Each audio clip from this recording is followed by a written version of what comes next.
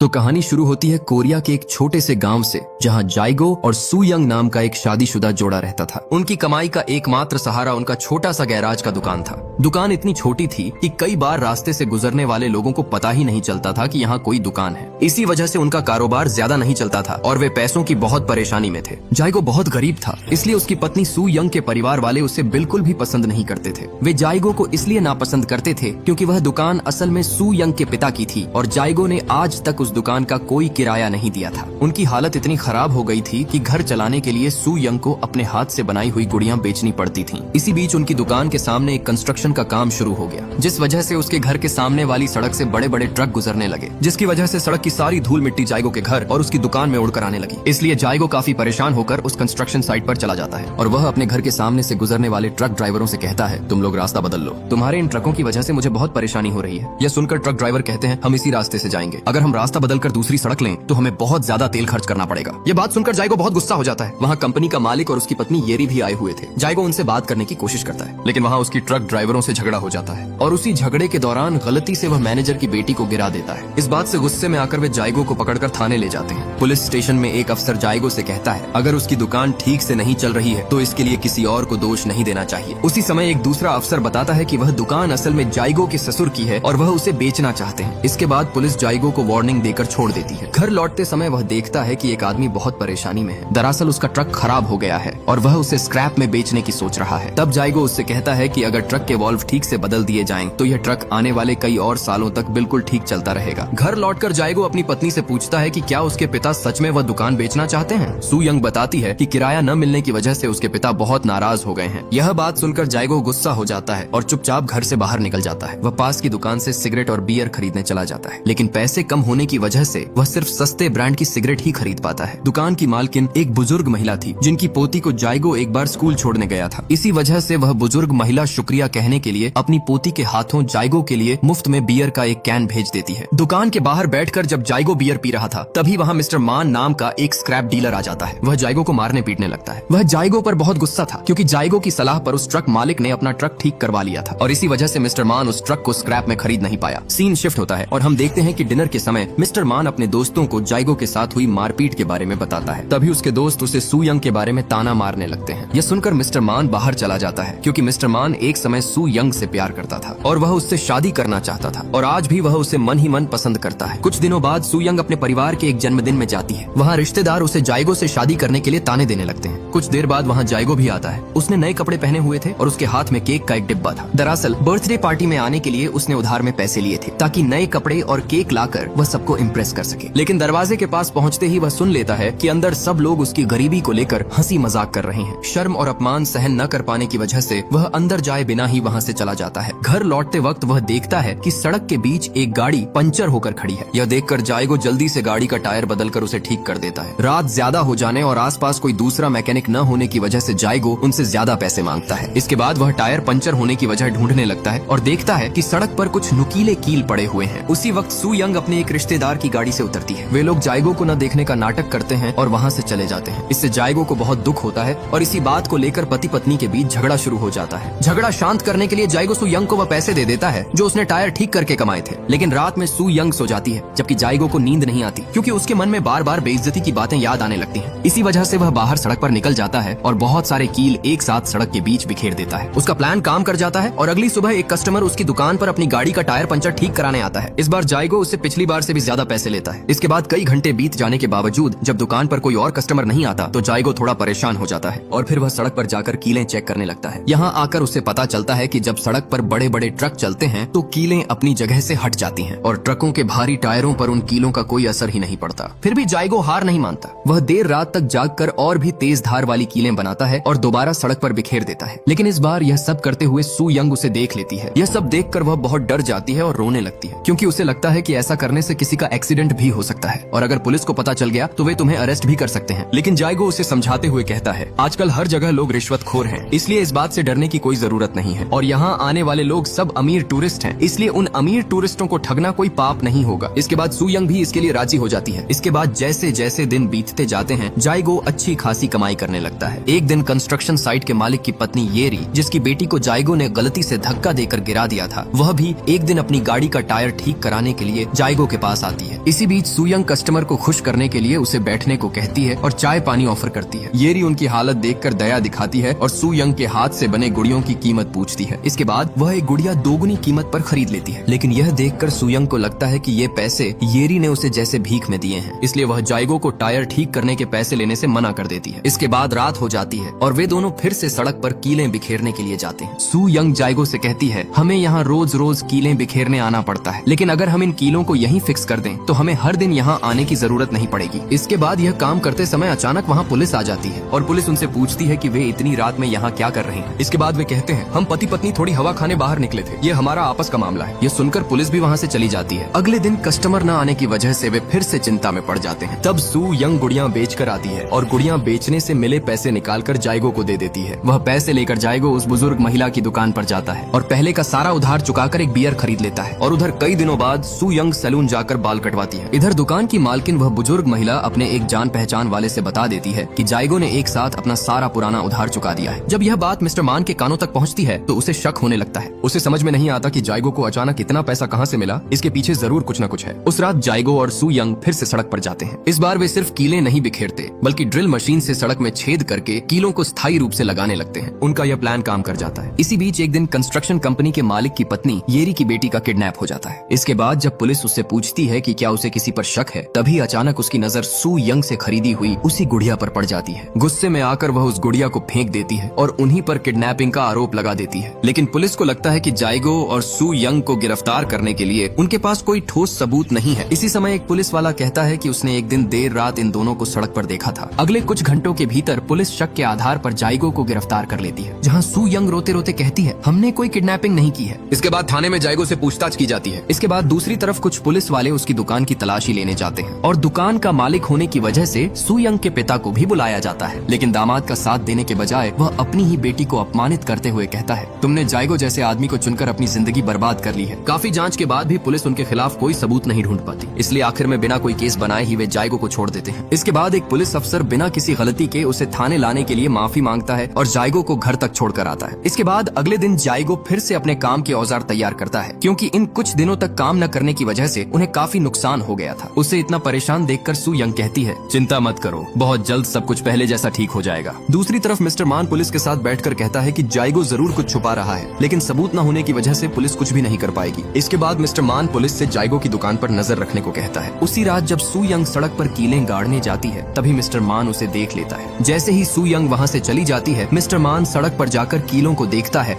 और सब कुछ समझ जाता है और वह तय कर लेता है कि वह जाइगो और सुयंग को ब्लैकमेल करेगा। इसी बीच जाइगो बहुत ज्यादा पैसे कमाने लगता है और पैसे खर्च करना भी शुरू कर देता है। एक दिन सड़क में गाड़ी गई कीलों की वजह से एक बुजुर्ग दंपति की कार पंचर हो जाती है। गाड़ी रिपेयर करवाते समय वे जाइगो से डिस्काउंट मांगते हैं, क्योंकि उन्हें बहुत जल्दी अस्पताल पहुंचना है, लेकिन जाइगो फिर भी उनसे पूरे पैसे ले लेता है। इसके बाद एक सुबह जब सुयंग कुछ सामान खरीदने दुकान जाती है, तो वहीं उसकी मिस्टर मान से मुलाकात हो जाती है। मिस्टर मान सुयंग से कहता है, मैं तुम्हारे कीलों का सारा राज जान गया हूँ और अगर तुम चाहती हो कि मैं इस बात को राज ही रखूं, तो तुम्हें अकेले आकर मुझसे मिलना होगा। उस रात किसी को भी नींद नहीं आती। जाइगो सोचता है कि उस बुजुर्ग दंपति से ज्यादा पैसे लेना उसका सही फैसला नहीं था, और दूसरी तरफ सुयंग सोचती है कि मिस्टर मान का उसे अकेले बुलाने का मतलब है कि वह उसके साथ कुछ गलत करना चाहता है। इन सब बातों को सोचते सोचते सुयंग अपने पति से पूछती है, अगर किसी को हमारे इस काम के बारे में पता चल गया तो हम क्या करेंगे? यह सुनकर जाइगो कहता है, वह आदमी थाने पहुंचने से पहले ही हम यह काम हमेशा के लिए बंद कर देंगे। अगले दिन बहुत सोच विचार करने के बाद सुयंग अकेले मिस्टर मान से मिलने जाती है और अपने इस काम को गुप्त रखने के लिए उसे मिस्टर मान के साथ इंटीमेट होना पड़ता है। इसके बाद मिस्टर मान पुलिस से कहता है कि उन्हें जाइगो की दुकान पर नजर रखनी चाहिए, और इधर मिस्टर मान के साथ इंटीमेट होने के बाद सुयंग को खुद से नफरत होने लगती है और वह अपने आप को बहुत बुरा महसूस करने लगती है। तभी अचानक रास्ते में उसके कुछ पुराने दोस्त मिलते हैं। वे शॉपिंग करने जा रहे होते हैं, इसलिए वे सुई को भी अपने साथ शॉपिंग चलने के लिए कहते हैं। मन को थोड़ा दूसरी तरफ लगाने के लिए सुई उनके साथ चली जाती है। इसके बाद रात में जब वह शॉपिंग करके घर लौटती है तो जाइगो उसे देखकर चौंक जाता है, क्योंकि सुई ने नया हेयर कट करवाया होता है और उसने बहुत सारे नए कपड़े खरीदे होते हैं। इसके बाद जब जाइगो कहता है कि मैंने तुम्हारे लिए खाना बना रखा है, तब सुई बिना कुछ कहे सीधे नहाने चली जाती है और मिस्टर मान के साथ अपने इंटीमेट होने की बात याद करके वह रोते रोते सो जाती है। कुछ दिनों बाद जाइगो अपनी दुकान के सामने एक कार एक्सीडेंट देखता है। उसे लगता है कि यहाँ अभी पुलिस आ जाएगी, इसलिए वह जल्दी जल्दी सड़क में गड़े हुए कीलों को निकालने लगता है। तभी अचानक कार से एक आदमी बाहर निकलता है और जैसे ही वह जाइगो को देखता है वह दौड़कर भाग जाता है। उसके जाने के बाद जाइगो कार की जांच करता है और समझ जाता है कि वही आदमी वह किडनैपर था जिसने एरी की बेटी को किडनैप किया था। अगले कुछ घंटों के अंदर ही बहुत सारे न्यूज रिपोर्टर जाइगो की दुकान के सामने इकट्ठा हो जाते हैं। सभी ये मानने लगते हैं कि जाइगो ने ही एरी की बेटी को बचाया है। सभी उसे हीरो समझकर उसका इंटरव्यू लेने लगते हैं। यहाँ तक कि गवर्नर भी उसे धन्यवाद देता है। यह खबर सुनकर सुई के पिता गवर्नर से मिलने के लिए अचानक अपने दामाद से प्यार दिखाने का नाटक करने लगते हैं। गवर्नर इनाम के तौर पर जाइगो को बहुत सारे पैसे देता है। उसी पैसे से जाइगो अपने ससुर की दुकान खरीदना चाहता है, लेकिन जाइगो के ससुर दुकान की कीमत बढ़ा देते हैं। फिर भी जाइगो वह दुकान खरीद लेता है और सबके सामने अपने ससुर से कागजों पर साइन करवाकर उसका अपमान करता है। कुछ ही दिनों के अंदर वे एक कार भी खरीद लेते हैं, लेकिन तब भी वे अपने खर्चे कम नहीं करते। और अब जब सब लोग उन पर भरोसा करने लगे हैं, तब भी वे सड़क पर कीलें गाड़कर पैसे कमाना बंद नहीं करते। वे अपना यह धंधा लगातार चलाते रहते हैं। इसके बाद वे अपनी दुकान पर एक इलेक्ट्रिक साइन बोर्ड लगाते हैं। वे महंगे महंगे कपड़े खरीदते हैं और नामी रेस्टोरेंट में जाकर डिनर भी करते हैं। वहीं बैठकर वे अपने शहर को छोड़कर किसी दूसरे शहर में जाने की बात करते हैं। जाइगो का कार रिपेयर का बिजनेस और भी अच्छा चलने लगता है, जिसकी वजह से मिस्टर मान के कस्टमर कम हो जाते हैं। इसी वजह से वह फिर से सुई को ब्लैकमेल करने लगता है, लेकिन सुई उसकी सारी कॉल्स इग्नोर कर देती है। इसके बाद से एक अनजान कार जाइगो का पीछा करने लगती है। एक दिन जाइगो अपनी दुकान के बाहर बैठकर बियर पी रहा होता है। तभी अचानक वह एक पुलिस ऑफिसर की आवाज सुनकर उसके पीछे जाता है और वह अस्पताल पहुंचता है, जहां उसे पता चलता है कि उसकी सड़क पर गड़ी हुई कीलों की वजह से एक और कार एक्सीडेंट हुआ है। इसके बाद अस्पताल के बाहर आकर वह अपने किए पर बहुत शर्मिंदा होता है। ठीक उसी समय मिस्टर मान उसे ढूंढते हुए वहां आ जाता है और आकर कहता है, मैंने पहले ही सबको बता दिया है कि यह सब तुम्हारी वजह से हुआ है, तुम्हें यहाँ से चले जाना चाहिए। बहुत परेशान होकर जाइगो अपनी कार में बैठकर रोते रोते सोचने लगता है कि मिस्टर मान को यह सब कैसे पता चला। तभी उसके दिमाग में आता है कि मिस्टर मान को उसकी हरकतों के बारे में हमेशा से पता था। वह जल्दी जल्दी घर लौट आता है और घर पहुँचते ही सबसे पहले अलमारी में रखे पैसों को आग में जलाने की कोशिश करता है, जो पैसे सुई ने जमा करके रखे थे। सुई रोते रोते उसे रोकने की कोशिश करती है। इसके बाद वह जाइगो को सारी सच्चाई बता देती है। मिस्टर मान का मुंह बंद रखने के लिए उसे अपनी इज्जत तक दांव पर लगानी पड़ी थी। सुई जाइगो से कहती है, ये सारा पैसा हम दोनों ने बहुत मेहनत से कमाया है, इसलिए मैं तुम्हें यह पैसा जलाने नहीं दूंगी। सब कुछ सुनकर जाइगो का दिल टूट जाता है। वह सोचता है कि कुछ पैसों के लालच में उसकी पत्नी ने उसे धोखा दिया। इसी वजह से वह सारा पैसा सुई के पास छोड़कर रोते रोते घर से बाहर निकल जाता है और सड़क पर जाकर अपने हाथों से कीलें निकालने की कोशिश करने लगता है, लेकिन कीलें इतनी गहराई में गड़ी हुई थीं कि उन्हें आसानी से निकालना मुमकिन नहीं था। अगली सुबह जब सुई नया ड्रेस पहनकर मेकअप कर रही होती है, ठीक उसी समय जाइगो एक ट्रक किराए पर लाता है और उसे उसी कीलें गड़ी हुई सड़क पर चलाने लगता है, ताकि इस भारी ट्रक के वजन से सारी कीलें हमेशा के लिए नष्ट हो जाएं। और यहीं पर यह मूवी खत्म हो जाती है।